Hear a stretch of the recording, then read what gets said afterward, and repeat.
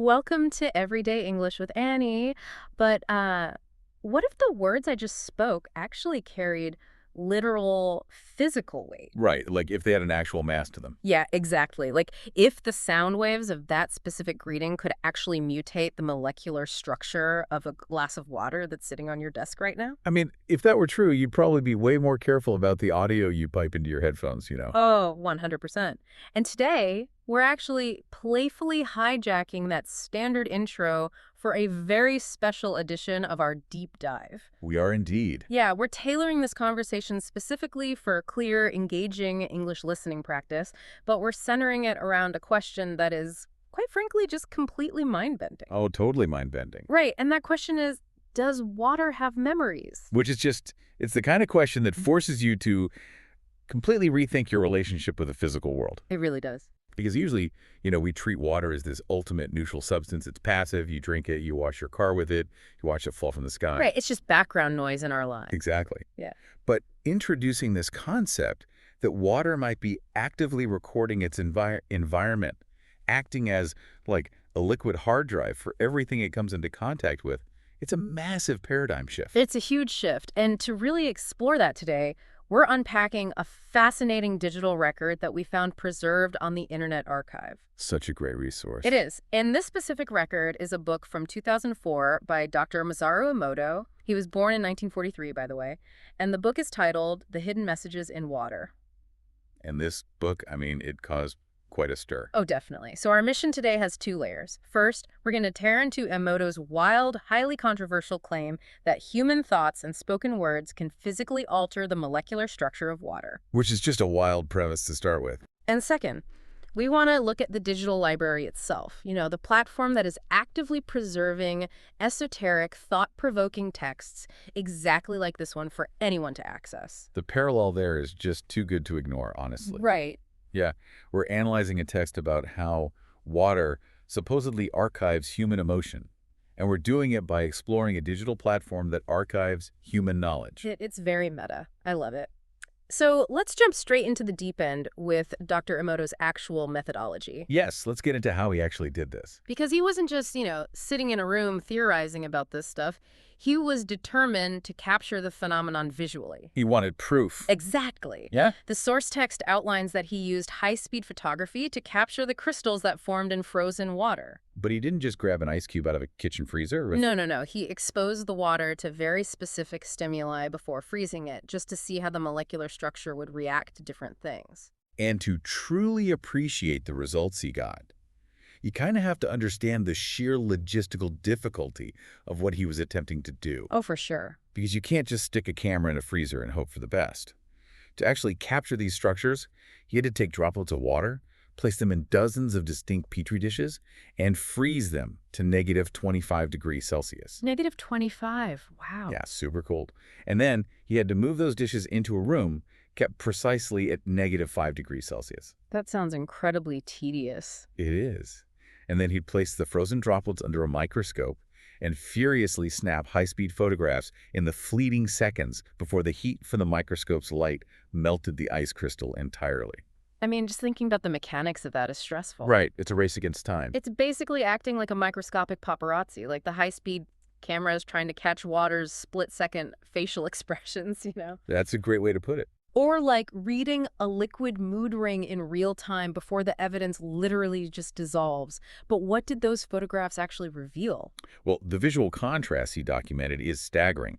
According to the text, when Emoto took water from pristine, clear springs, or when he exposed water samples to what he categorized as loving words. Loving words. Yeah, like positive affirmations. The resulting frozen crystals were brilliant. They formed highly complex, intensely colorful, and perfectly symmetrical snowflake patterns. Oh, wow. Yeah, the source describes them as looking like intricate, microscopic jewels. Okay, but then there's the flip side of the experiment. What happens when the environment turns ugly? That's where it gets really interesting. When he took polluted water, or crucially, water that had been exposed to negative thoughts or harsh words. Wait, negative thoughts? Yes, the high-speed photography revealed something entirely different. The frozen patterns were incomplete. Yeah, they were chaotic, asymmetrical, and the colors were described as incredibly dull.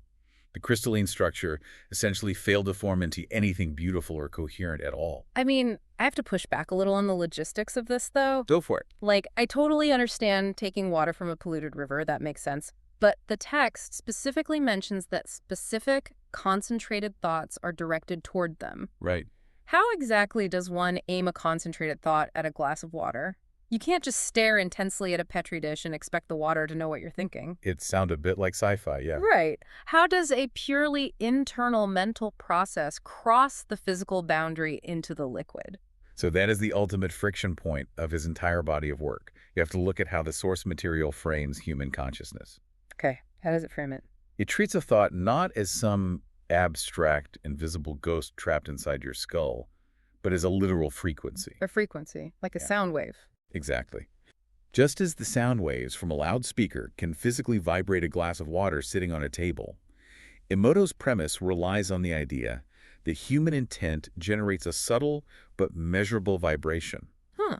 It assumes that intent is a physical force moving outward, and that water, because of its unique molecular properties, is highly receptive to those external frequencies. Whether they're spoken words of gratitude or silent, simmering anger, Precisely. It absorbs all of it. which completely blurs the lines between how we categorize hard science and abstract That philosophy. completely obliterates that line. Actually, if you look at the metadata, the digital record for this book on the Internet Archive, the subject tags tell a whole story on their own. Oh, the tags are fascinating. Right. The book is cataloged under water, which obviously makes sense, and water quality, which also makes sense.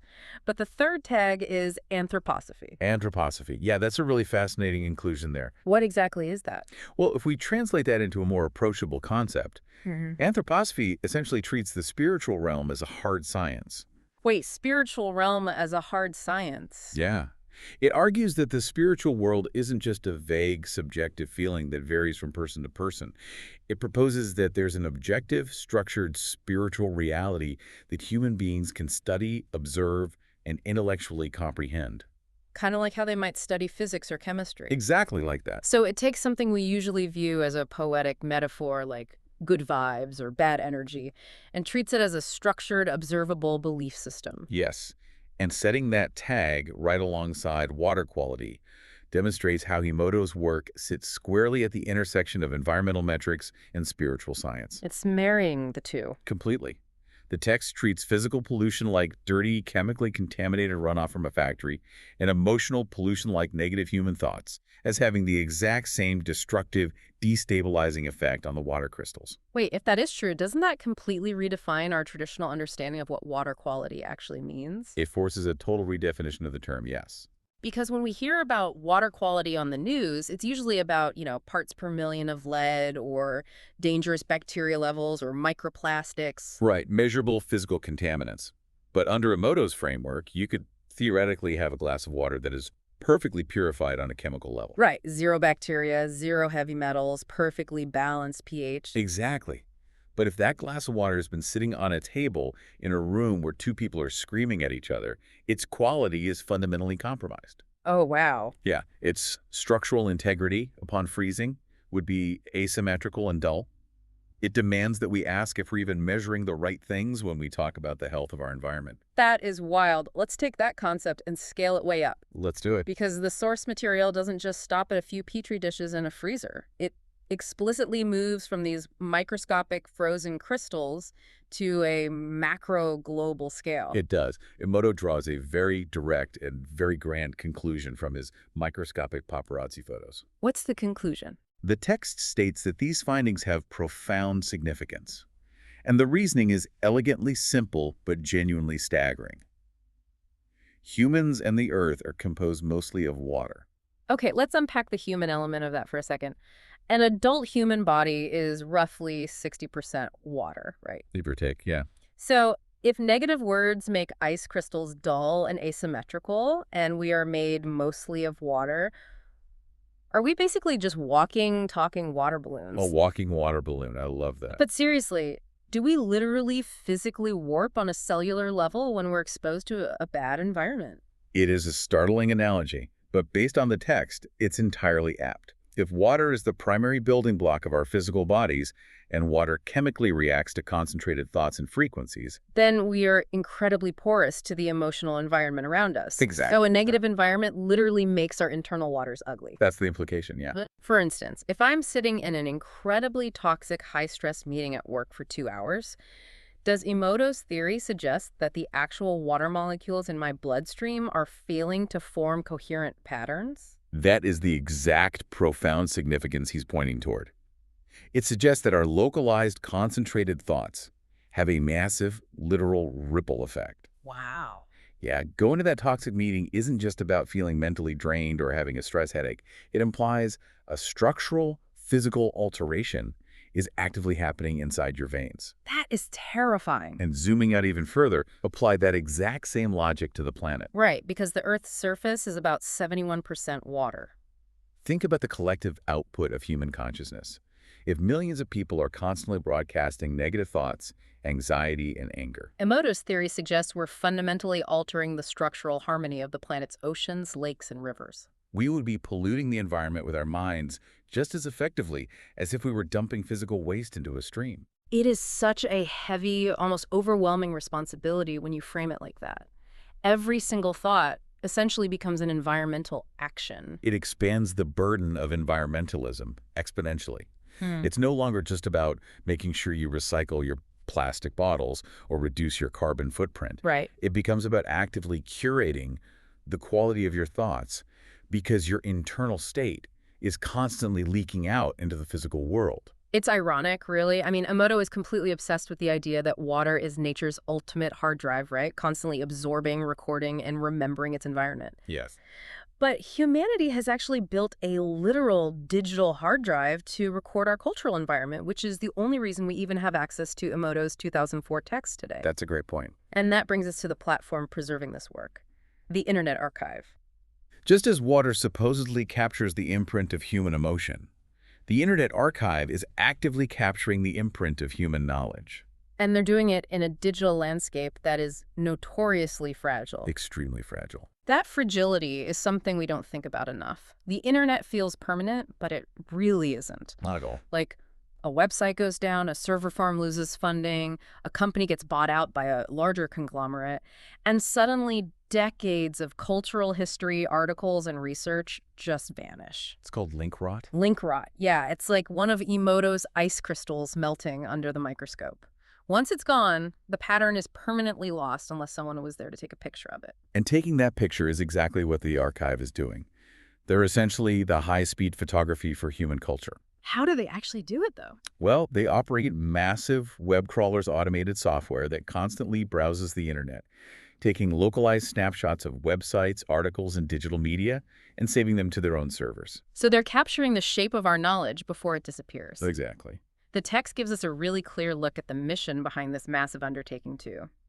The Internet Archive is an independent nonprofit, and their stated goal is fighting for universal access to quality information. A noble goal. Totally.